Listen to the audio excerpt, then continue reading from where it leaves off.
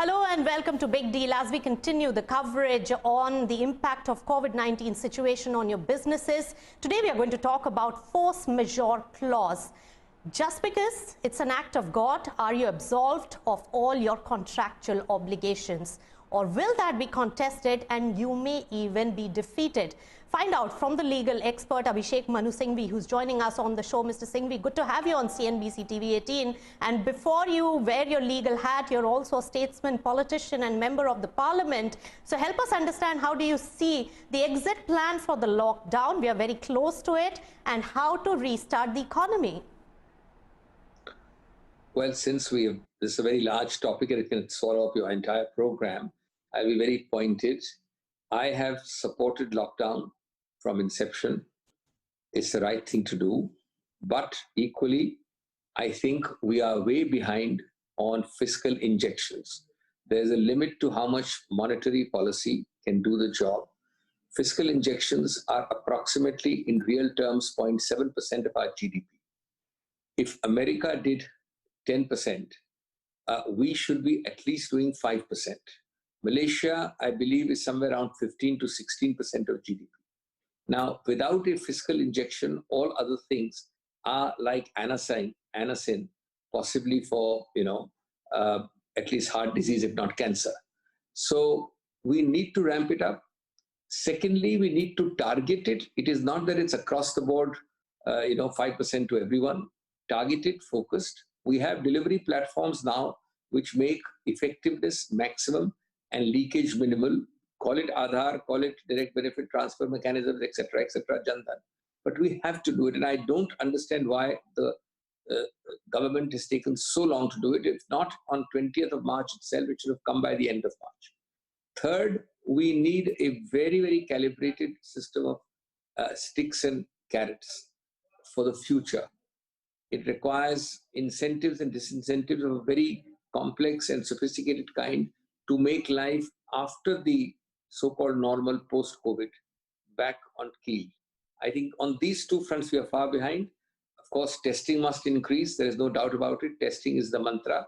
And if we do a testing with a lockdown combination, and if we simply unlock the green districts, keep the red districts locked, and for the orange and the doubtful ones, keep a very, very strict, almost lockdown position, and then review it every 15 days, I think we're all right.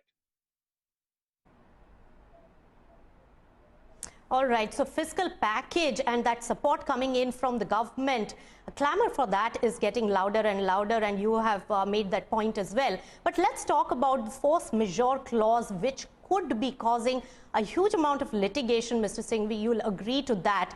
Now, what are the basic principles that we are working with here? Is it also wrong to assume that all your obligations, contractual obligations, will be absolved, because the FinMin memorandum of February 2020 clearly states that as part of the coronavirus pandemic, any supply chain disruption will come under force majeure clause. How do you read into it? Well, the answer is a yes and a no. First, obviously, force majeure can be a subject matter of a whole semester. So I'm not going to try and go into details and legal niceties. But first and foremost, at one level, everybody is very optimistic about the phrase frustration of force majeure, as they are interchangeably called, as if it will be the mantra to excuse all your obligations just before, during, and after COVID. Well, there are some specific, narrow, calibrated areas where it will give relief. But in the wider sense, I think there is far too much optimism about what it can do. The doctrine in law is very narrow. I'm now talking of the legal aspect. We'll come to the practical applications later. In law, let me explain that almost 70 years of Indian jurisprudence and 500 years of English jurisprudence has established the law very clearly. Of course, COVID may change it in future, because you can't predict that they're not being faced with this kind of thing in a real context. But and therefore, this law itself may. But as it today stands, it's a very narrow concept. It doesn't excuse obligations liberally. It must be demonstrated that there is a complete break with the contract in the past, namely the original contract is completely broken, radically altered, and a new contract comes into existence. There is a break in identity with the past. Unless the person claiming frustration force majeure shows that, he would not be granted the benefit. Temporariness of the frustrating event is a major reason for declining frustration. Non-permanence or non-semi-permanence is a major reason. Mere onerousness is not enough. Price increases or commercial unviability is supposed to be normally the least, contrary to popular perception, contrary to popular optimism, one of the least important reasons in law. Unless you're able to show that virtually a new adventure and a new bargain, which the parties never contemplated, has come into existence. Mere difficulty and onerousness arising out of price increase will not suffice. Before I come to the specific examples, which I'm sure you will have in your questions, like wages and tenancies, would you like me to tell you a little bit about 3 or 4 of the major cases and what lessons we learned from there? So, Mr. Singhvi, before we come to that, a very important point that you mentioned, of course, 3 important principles that people must understand before invoking this clause is whether you can prove the impossibility of the contract. The second one is the temporary test, whether or not it's temporary in nature, this particular crisis. And the third very important aspect, which a lot of people would like to invoke force majeure on, is the price aspect, that the price is not feasible for my business. But you saying that this is going to be the weakest point. If you'd like to elaborate on that, and also on the basis of some case studies where the court has really ordered on this. And a fourth one, which links with price and with temporariness and with a completely new identity, break in identity, is the alternative means of performance. So if alternative means of performance are available, even though onerous, even though with price increase, the courts have till now held you to the bargain and to the contract and not allowed force majeure. Now, the way to illustrate is the best is examples, just a couple of them. There is a very interesting House of Lords judgment of 1962, which is, is the context of the Suez crisis. The ship owner claimed frustration because he could not carry it to the only best, shortest, viable commercial route, the Suez Canal. But that was closed. The court said, sorry, you have an alternative of going down the Cape of Good Hope, South Africa's tip. So tough luck. You may have a more onerous contract, but you jolly well perform the contract by going around that, and the Suez crisis is no excuse to get out of your bargain. These examples illustrate the point. A very famous recent case in India, 2017 Energy Watchdog. The principal point was that the price of Indonesian coal by Indonesian law increased. Clearly an unforeseen event, clearly a frustrating event, clearly not foreseen at the time of the contract. It increased so much as to render the supply of coal, which was the basis of the supply of electricity in India, completely unviable. And it was virtually proved in court that 1 unit of cost of coal would be more than the tariff fixed in India. The court, citing these cases, citing the very principle I have said, and this is 2017, mind you, the Supreme Court, citing this Sakarliglu's case of Suez Canal, the Greek case so-called, citing commercial inviability, citing onerousness, price increase, said, well, first and foremost, it is not written in the contract that you could supply only by Indonesian coal. Yes, obviously Indonesian coal was the basic approach of your supply, but you didn't write in the contract. And mere price increase, it's tough luck. You have to find other sources, but we will hold you to your fixed tariff and not give you additional compensatory tariff. And the third most striking example is a 2003 Chinese judgment. It's actually not Chinese, it's Hong Kong, which applies English law. So 2003, this judgment is a very small case, but very, very interesting because it's a tenancy issue in SARS, the immediate predecessor of COVID. Identical situation. So a landlord took the money, gave the tenancy to the tenant, took the advance, and had to lock in for 2 years. A month after the tenancy, SARS struck Hong Kong. The tenant ran away from the property, which had 1 or 2 SARS cases, and he told the landlord that, look, I'm happy to let you have the earnest money, the advance deposit, but I'll leave the tenancy. I won't stay for the lock-in. The landlord sued, and the court, in an interesting passage, noting that in 500 years, it can't think of a single English case where tenancy obligations have been used by such a frustrating event, repeatedly emphasized non-permanence. temporariness. They said SARS ultimately got over in 3 months, 4 months. So you jolly well have to keep the contract. Yes, Right. had the claim been that you'll give up the rent for those 1 or 2 months, there might have been something. But this is a landlord's claim where the tenant was running away from a lock-in clause. Now, this is only illustrative, but cases are decided illustratively and they lay down principles for the future. So it gives you an idea of how, it is not the capacious liberal approach to force majeure, which people tend to romantically think in common parlance. Right, but Mr. Singhvi, you spoke about temporariness. Now, how do you see this COVID situation? Because we have extended the lockdowns. Is this temporary enough, or it can have a long-term impact in your view legally as of today? See, this is the point. We're not talking law. We're not talking mercy. We're not talking consensus. We're not talking grace. We're not talking settlement. We're talking a confrontational dispute in court. And you're asking me how courts will decide. Otherwise, the best solution in such matters is mediatory, conciliatory, settle, give some, take some. Now, in the confrontational situation, yes, COVID is undoubtedly going to have long-term damage to you, to me, to economy, to sections, to categories, to sectors. But equally, it's not frustration which will apply then. You won't get the benefit of frustration. Why? The reason is obvious. Take, for example, the subset of COVID, which is lockdown. Then take the immediate post-lockdown, which is semi-normal. And then take the normal. Now, in both lockdown, it's obviously a finite time period. So you cannot say that my long-term contract to supply you something, I just wriggle out and say tata, bye-bye, because if it doesn't end in 2 months, it ends in 3 months. Lockdown is not permanent. Let's say the adverse effect of immediate aftermath of lockdown, again, it's 3 months, 4 months. Yes, it's a different matter. Your economic power is impaired. Your strength is impaired. Your fear is increased. But that's the real point I'm making. These are not mitigating, excusing circumstances to justify invocation of trust. I'm talking law. Yes. All right. So, Mr. Singhvi, that point is coming out loud and clear that to prove the impossibility of the contract is very important. And the second one, temporariness, the temporary test is going to be very important. And at the moment, lockdown does not give you that benefit of wriggling out of the situations. But one thing that has been impacted is the wage situation. We'll slip into a short breather now, but we'll come back and discuss this very aspect which got heavily impacted because of the lockdown situation. What to do about that and what are the legal aspects there? Abhishek Manu Singhvi will help us understand. Stay tuned to Big Deal.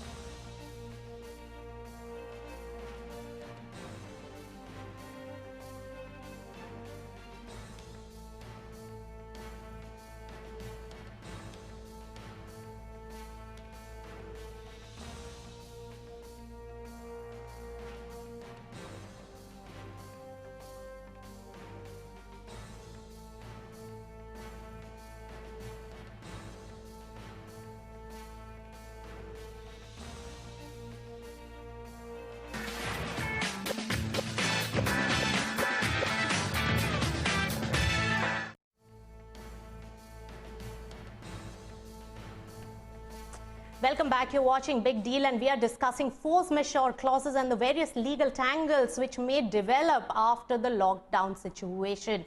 And we have with us Abhishek Manu Singhvi, who's helping us understand all these nitty-gritties. Now, Mr. Singhvi, we were talking about the impact of lockdown situation. What is impacted for a long term is the wage situation. For these 2 months or the longest time when the entire industry is in a shut mode, pay cuts are not allowed and job cuts are not allowed. How are private companies going to deal with this? And therefore, there is a huge amount of clamor amongst the private companies. They have petitioned in the court of law as well, but the guidelines that have been put in place and the advisories by MHA are quite stringent in terms of the employment aspects. So is that also going to be really challenged, and how do you see this legally panning out? There are already challenges pending, and there are more coming up, and I am myself involved in some of them, but I won't speak about the sub judice issue. I'm speaking about the concept. You see, again, there's a difference between interim interlocutory orders. There's a difference between what ought to be the normative and what is the law. The law here is very interesting. First of all, I'm not suggesting that anybody, employer, where he can or should avoid paying. There is a humanity aspect, there is a benevolence aspect in such desperate times. We are now talking, however, strict law, the obligation to pay. First and foremost, all the advisories, letters, the central government letters, the state government suggestions, the calming, soothing words of politicians, they are nothing more than recommendatory and have no legal effect. That's the straight, short answer in law. However, because they don't bind anybody that you, Nisha, Poddar, has to pay wages, because I have advised you that that's the decent thing to do during COVID. But there is a 29th of March 2020 document of Home Affairs, which invokes Section 10, bracket 2 of the Disaster Management Act, which cannot be denied is law. So that is the only one which is law and has binding force.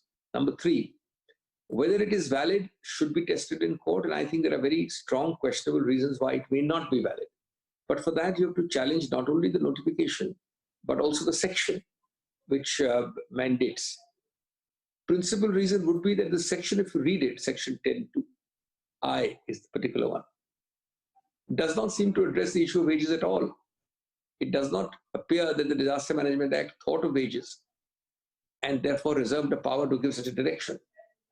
Also, there's another aspect why this notification may be held ultra vires, but this is all, of course, later when a court decides.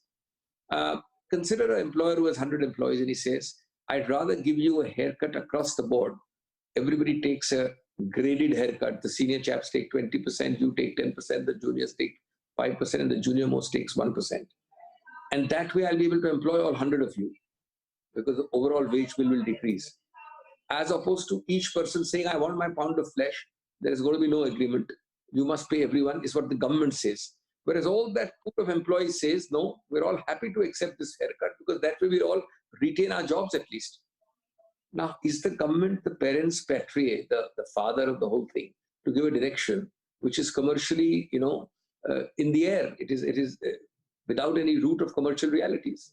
So these are important questions, and I think there's a strong case that even for more than 2 or 3 months, if this kind of a direction, like a fiat, like an executive, ad hoc view continues, that would be legally untenable and wrong.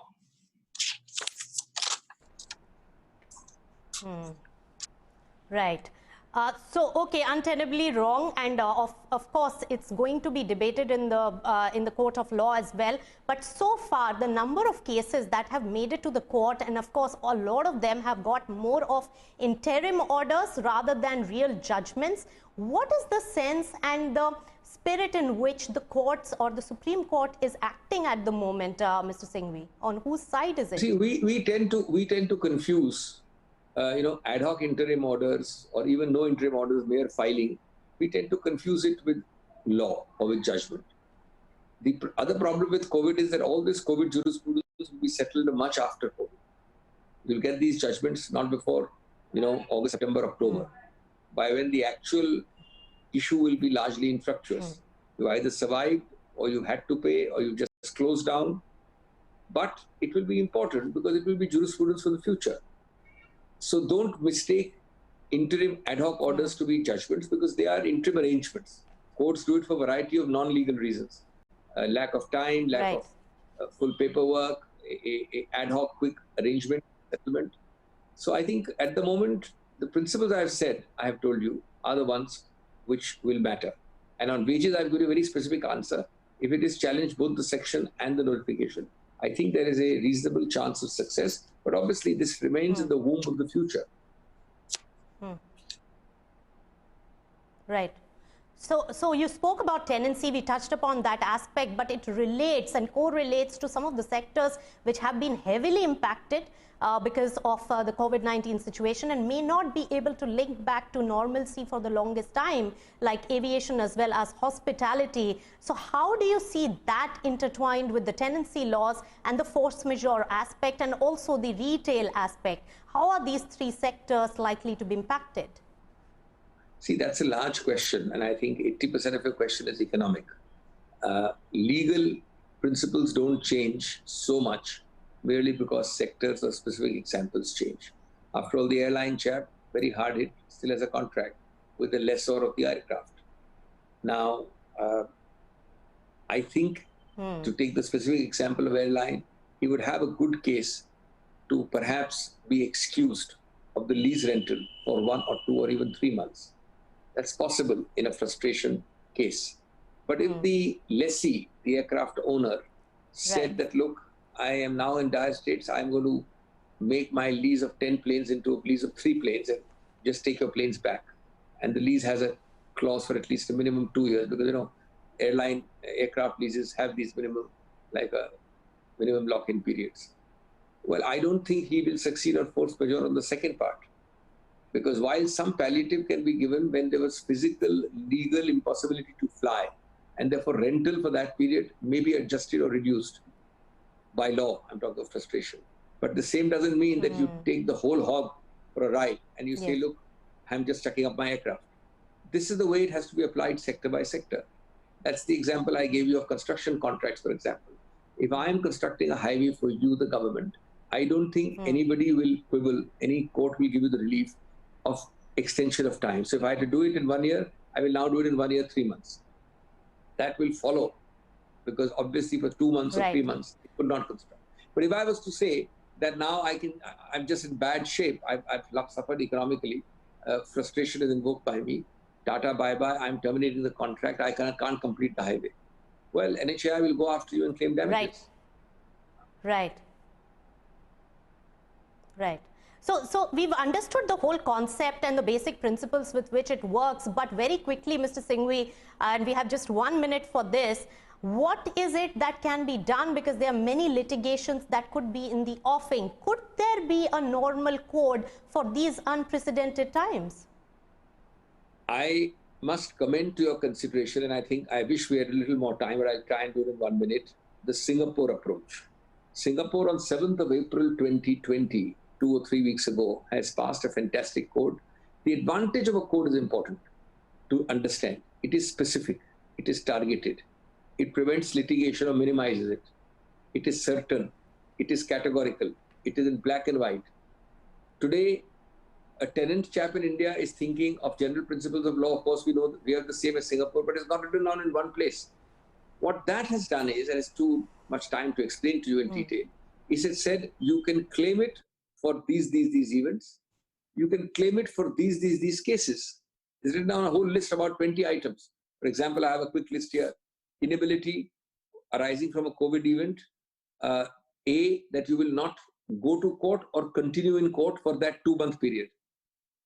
B, that you will not go to arbitration or continue in arbitration for the 2-month period. C, that you will not go and enforce a security for the 2-month period or whatever the period is. 4, you will not enforce a guarantee. 5, you will not go to the Companies Act under so-and-so provision. They've got a whole list of 20 items. This is the certainty and the specificity which we must do by a code. And I would strongly commend the Singapore code. Right. So by use of wisdom, you can come up with the various aspects and have a code in place so that so many cases are not fought in the court of law. All right, Mr. Abhishek Manu Singhvi, thanks so much for joining us, for giving us so much understanding on the force majeure clause, which is going to be so important, and we'll keep coming back to you for more details as and when things really develop. Thank you so much for joining us on the show. And as we wrap up on this show on Big Deal, There is a quick also view coming in on the recently announced mega deal between Facebook and Reliance Jio. There is an important view coming in from Rajya Sabha MP Dr. Subramanian Swamy, who says and hails the Reliance Jio and Facebook deal as commercially sensible and good for India. With that, it's a wrap on Big Deal. Thanks so much for tuning in.